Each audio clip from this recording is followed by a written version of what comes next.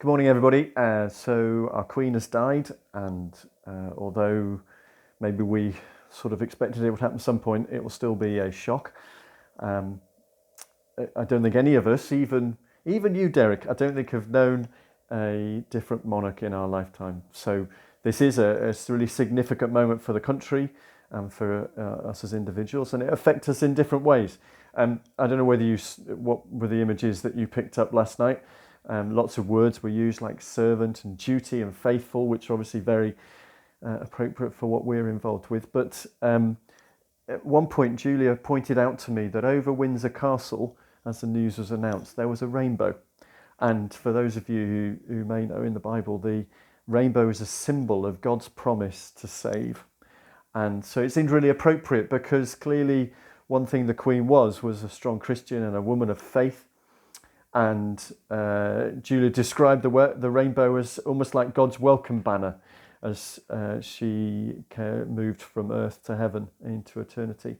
Her faith was so key. I just checked up one of the words that she used in one of her speeches, her Christmas speeches in 2014, 15, something like that, was she was very strong. It had been a difficult year for the country, and she said that she held on to words of Jesus like the light shines in the darkness and the darkness has not overcome it.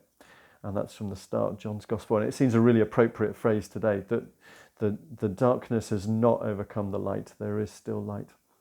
And so, as I say, it may affect you in different ways. You may not be affected at all, may not be such a thing for you. But if you are affected, if it does bring back any sort of stuff for you, then please do talk to somebody. Erwin and Rosalie are around, and be happy to take a call from them. But if you just want to talk to one of us, then give us a call.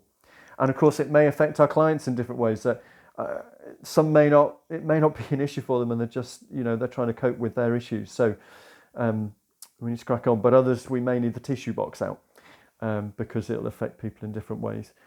So my prayer is that you will have the extra grace you need today to cope with that. But we do carry on. There may be something about more specific issues around mourning or a day for the funeral or whatever. But until we have that information, I believe it's right, and I just talked to Karen, our chair of trustees, it's right to carry on and to keep doing what we do if we're at all able to do that. So yes, do carry on, and we'll see if anything comes up. Obviously, there are things that are coming up next week. I personally have the homelessness conference on Wednesday, so forgive me if I've been a little bit hard to get over the last few days because I've been trying to nail down some of that. That's going to be at the university. Got 100 people coming to that, and that's part of the homelessness partnership in BCP. But also, of course, we've just had the energy bill information in the email version of this. I'll put a link to the government's website, which talks more about the emails, the energy stuff, and specifics about the different payments that are going to be made. And also, just to be super clear, that a cap of 2,500 doesn't mean that everybody's fuel bill will be capped at 2,500. It just means that that's the average bill.